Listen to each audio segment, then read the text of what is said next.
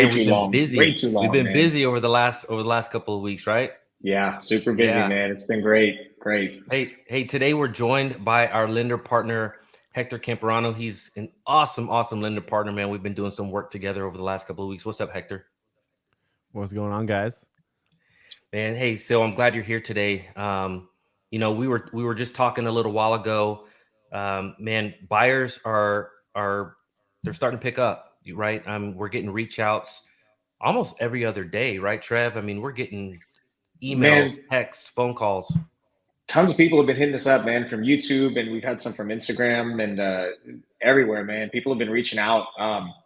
It's crazy because I hear a lot of people like that we talk to and that we work with. They're like, "Oh man, no one's buying houses right now. Nobody, the market's too bad, whatever." But in all honesty, man, I think that's very far from the truth, to be honest Yeah. with you. I mean, Hector, you probably have a little bit more insight on this than we do.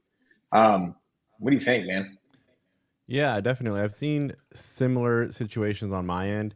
Buyers have definitely been increasing. I saw a stat earlier in the week. I think it was around a little under 10% of an increase in applications from the previous week.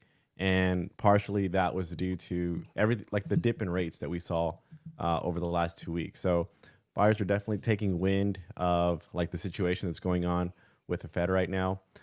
So I think this spring is going to be really busy, and it's only going to increase from what we've been seeing, which is going to be really good for the overall market. But right now, this little dip in time before we see that uptick is going to be it's going to be really good for the buyers that are in the market like today because they're still going to be able to take advantage of the rates that we're seeing. Plus, they can still take advantage of the seller concessions because as we start going into busy season, sellers have a lot more options. And when they have more options, that's when they start pulling away from negotiating and giving away that free money for their closing costs.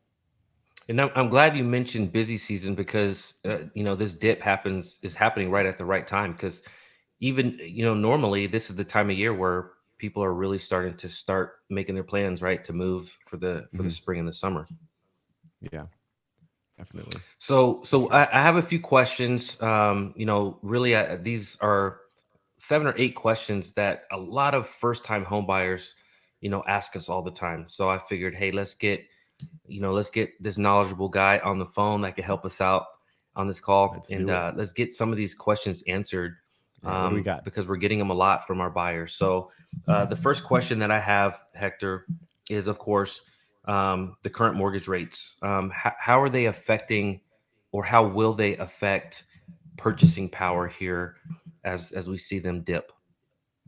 Yeah. So right now, just to give you kind of a bit of a touch on where they are right now. As of this week, we're seeing most of our rates around 6%. Our VA rates right now are sitting around 5.5, and FHA conventional sitting at around 6. And essentially, the way that I'm seeing this affect the current market is buyers are having a little bit more hesitation, right? They see these rates and they think, man, I should have bought in 2020 and 2021 because that's when that was prime time. I could have got a 3, but now I have a 6. I'm just going to sit out on the field. I'm going to wait till we see the next crash, the next dip, Mhm. whatever it may be, and they're essentially losing time that they could be using to build appreciation, to be building the equity inside of the home that they could buy. Because I get that question a lot. Is like, I see the rate here, but I don't think it's going to be the best time for me today just because I see that 6%. But one thing that I'll just advise anybody that is watching this is that no matter where the rates go, if they stay at 6 or whether we see them jump to 8 or whether they go back down to 5, like regardless of that, we're going to be seeing, I can show you basically the benefits of purchasing at any specific rate because I've done the analysis for clients at 3% and I've done it for them at 6. I'm sorry, at 3% all the way to 6%, and the long term is always looking the same. There's always the benefit. I did this for a client yesterday, purchasing a $700,000 home at about a 6.5 rate, which could be considered high, but the 10-year span, this client's going to be saving, or not saving, but building up about $200,000 in equity. So Right. when you think about that, do I want to rent or do I want to buy this $700,000 house at this rate? Because if you choose not to buy it, you're going to essentially give up $200,000, which I'm not the kind of person that would want to be giving that up. And I don't think anybody watching this is going to say, I don't want that $200,000, especially when the alternative is I'm just going to rent and spend $2,000 on rent that you're going to get 0% ROI on. So Yeah, that was a absolutely. long-winded answer on rates, but I think that rates should be taken into account, but it's only one piece of the equation because home buying is a long-term Yeah. investment where we're going to start seeing wealth being built in the long term. Well, one of the things we don't hear a lot about as well is the 3-2-1 buy down or 2-1 buy down. Right now, with homes staying on the market a little bit longer, or they have been on the market a little bit longer, sellers are a little bit more incentivized to make concessions, right, to get out of Mhm. their house. And Definitely. 2-1 buy down or 3-2-1 buy down is a great option, but you don't hear a lot of, at least I don't hear a lot of realtors in my circles talking about that or presenting that as an option to both Mhm. their buyer and even pitching it to the seller's agent. So, Mhm. I mean, what do you have? What do you think about that? The 3-2-1 buy down, and um, just the Yeah. power of that to get into a house. Yeah, and for those of you that haven't heard what that about that product, so the 3-2-1 buy down is essentially a product to where we're able to bring down your rate from the standard 3, 2, and 1. So to explain that, let's just say your rate's is 6% and you opt for the 3-2-1 buy down. The first year, you're able to cut 3% off that 6. So year one, you're at a 3% rate. Year two, you're now at a 4. And then year five, I'm sorry, I got messed up with the numbers here. So on year three, you're going to be at a 5. And then the year four, you're going to be at the full 6%, which is going to stay for the remainder of the loan term. And the way this benefits clients in this market is a pending refinance opportunity because there's no way that you're able to buy down to getting a 3% rate. It's just not possible. But with the 3-2-1 buy down, you're able to take advantage of extremely low rates for 1 year periods. And that's where the value is because you're cutting your payment down by a whole lot. And when the refinance opportunity hits in a year or 2 years, that's when you can refinance and take advantage of the rates that are upcoming. But Right. it's definitely something that my clients are taking advantage of, especially those that don't want to see their payments with a 6% rate. So I definitely recommend it to those that are really trying to save money up front. Right. Yeah, I think that's a great benefit as well. Mhm. Trevor, we just had a client recently that was, I mean, that was something that we were working on for him, right? With his house was a 3-2-1 buy down. And it just so happened that he was a motivated seller. Their house had been on the market for 109 days. And at this Mhm. point they were like, hey, we need to get rid of this house. Like, yes, we're willing to do that. We will buy down this dude's rate, so we can Yeah, sell this yeah, house. and I think you're right on that. Like, there's a time and a place, right? Like, it's not going to work with every single person and every single house that you put an offer on, right? Hmm. Everything is circumstantial. So this isn't something that I would recommend. Put just every single house. Oh my God, give me a buy down, give me a buy down, because it's not going to work if you're going to be realistic with yourself. Um, Hmm. I think they serve a time and a place, but they are a great tool to utilize whenever you're presented that opportunity. You're 100% right. Hector, Definitely. what are just switching gears a little bit? Another question that we always get is my credit score. I don't think I qualify to purchase. Can you talk a little bit about credit score requirements and the different loan types where those credit score Yeah. requirements come into Yeah, for play? sure, for sure.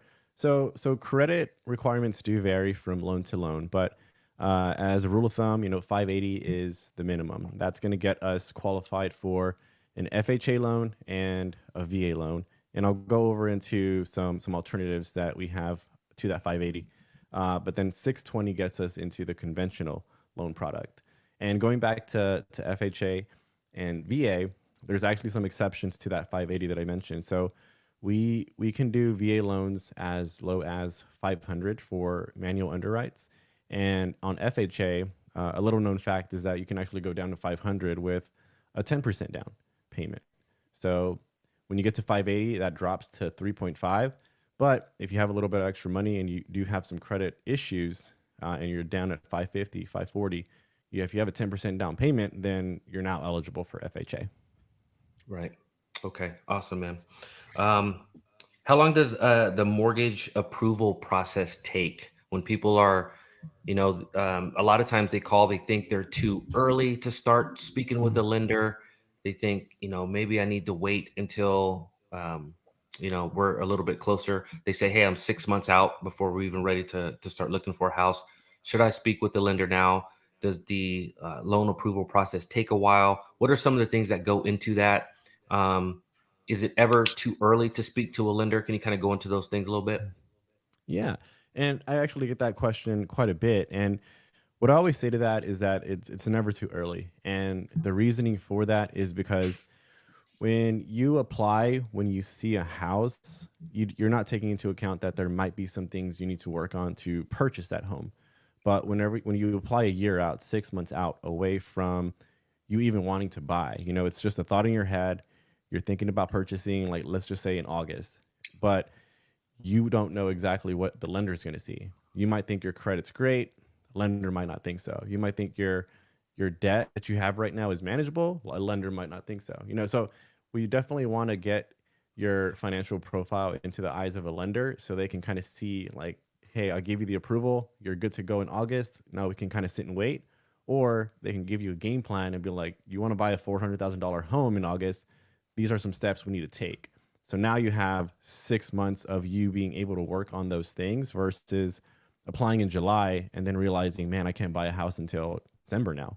I should have Right. applied earlier in the year. That way I knew that there was some obstacles in the way that I didn't know about. Now with Trevor and I, most of our buyers are out of state buyers. That this is we attract out of state buyers. So a lot of folks Mhm.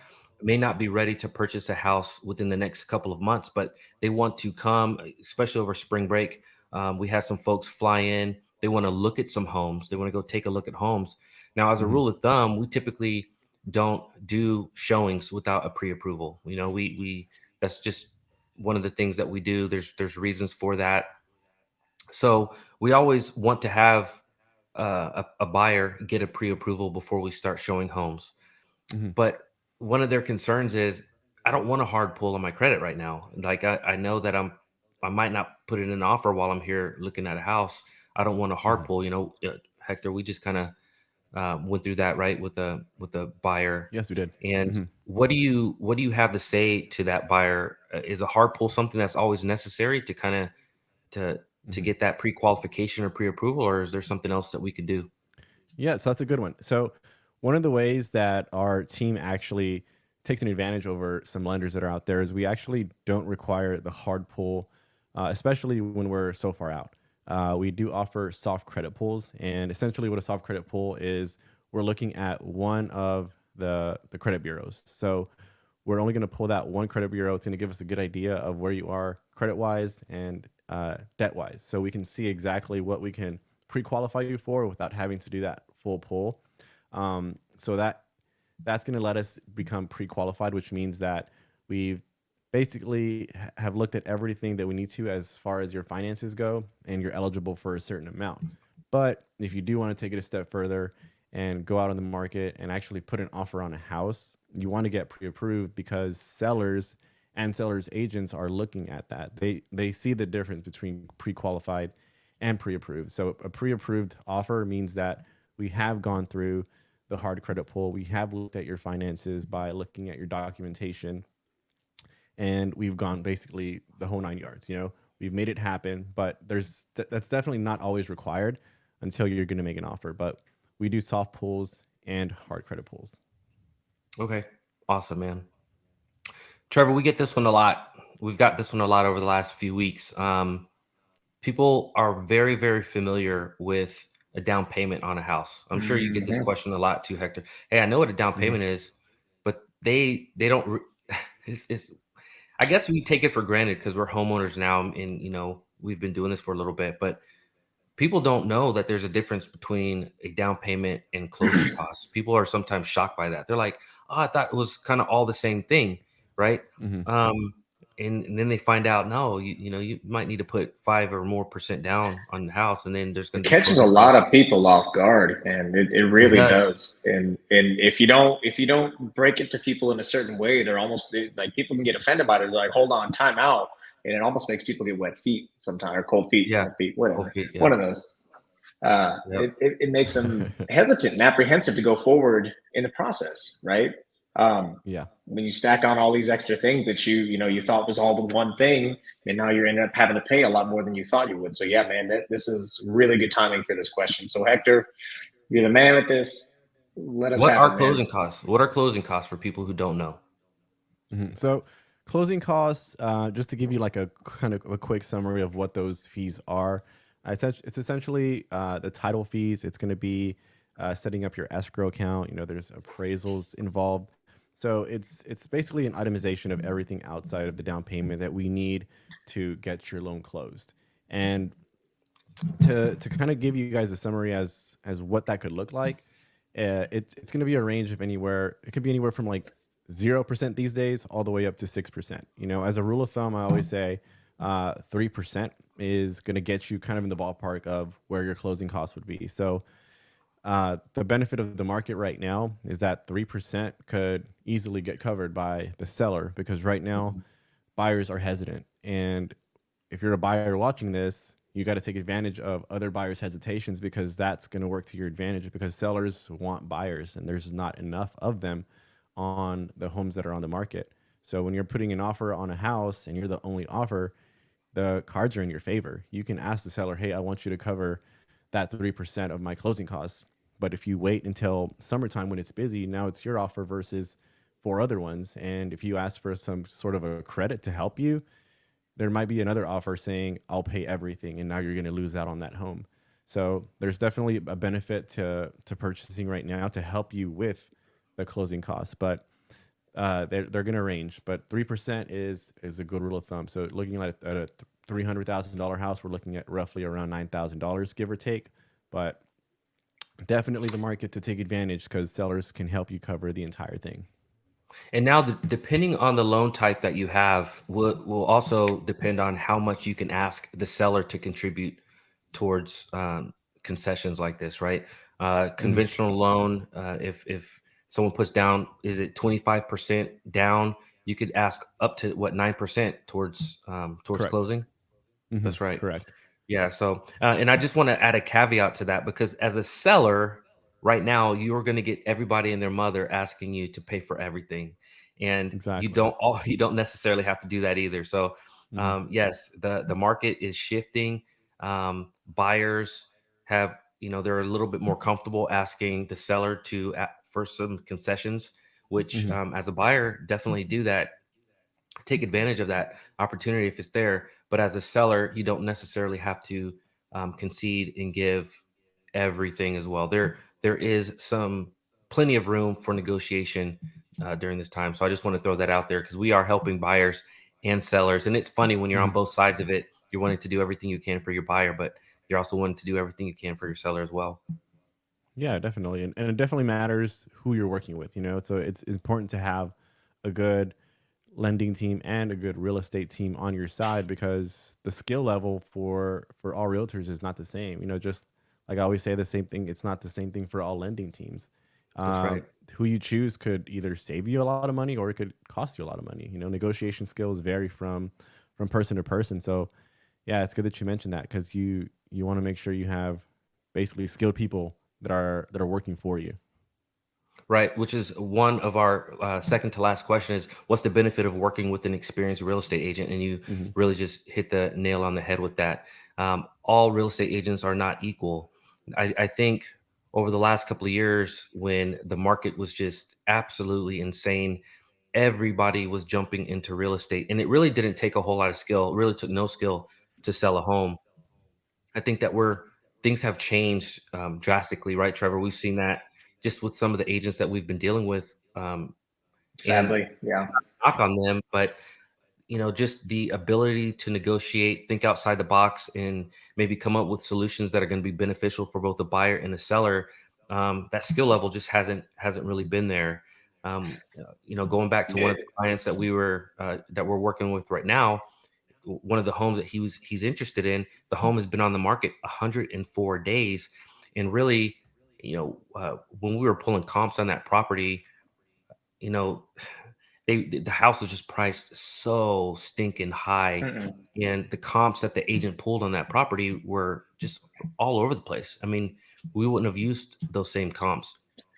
And No, it's strategic. Everything is strategic, right? It right, can't just be picking things here and there, right? There's a rhyme or reason to every number that goes into a real estate transaction, whether it seems like it or not, or at least there should be. And and when you're like you getting said, bad I advice, from an agent, that client is depending on that agent for right. advice. That's what you're there for, to advise. Hmm. And when you're giving poor advice, man, it really can just It can set ruin. up a bad expectation, right? So your buyers are, if I say, hey, look, I can get you, I don't know, $800,000 out of this house, when your house is only worth 600, well, your buyers are going to be expecting eight, or your sellers are going to be expecting $800,000 or pretty close to that. So whenever it doesn't sell and it's been sitting on the market for 2, 3, 6, 7, 8, 9 months, right? There's some frustration, and I can't blame them because they went into the transaction with that expectation already. So that I think you're 100% right. I think another big thing too is what I think we've been seeing is communication, right? When you're choosing a realtor, you want to make sure they're going to at least be able to communicate everything with you, right? So that you guys are on the same page, transparency. And if you watch, Jonathan and I's stuff, that's kind of our thing. Like we're transparent the entire way through. Hector, you're the exact same way, which is why we like working with you. Um, and that being said, man, I think that we a lot of the times too, when you're choosing realtors and some of these guys, we even have a hard time communicating with them because we can't get a conversation going, right? You reach out, you reach out, you reach out, and it's like nothing back, right? It's like throwing spaghetti at the wall, right? You're not getting anything back in return, and you're trying to help and make this transaction happen because it's going to benefit everybody, right? Your sellers want to sell, your buyers want to buy, right? Your agents want to get paid. And when it's only one party that's doing 90% of the communication, it's not really benefiting anybody and you're not really moving anywhere.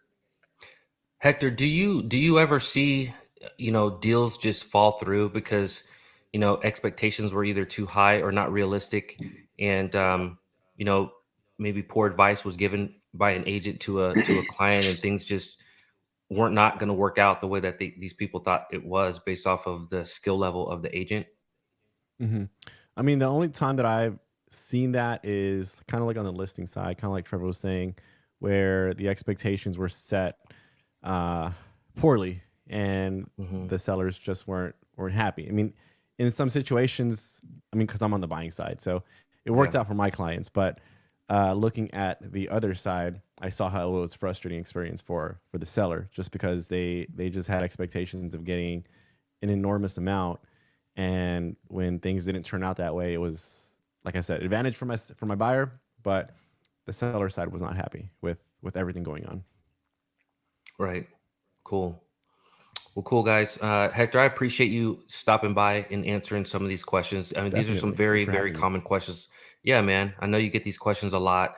It's good for us to, to jump on and answer these questions, especially right now. Things are really starting to pick up. So those of you who joined us today, we really appreciate that. Hey, make sure you stop back by. Trevor and I do try to go live every single week. You know, Try.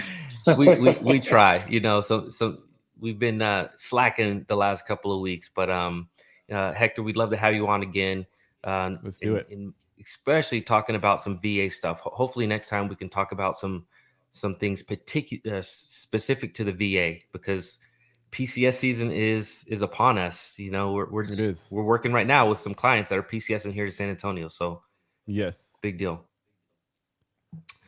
All right, guys. Well, we appreciate it. Hey, thank you guys for stopping by and checking out this live, and we will catch you on the next one.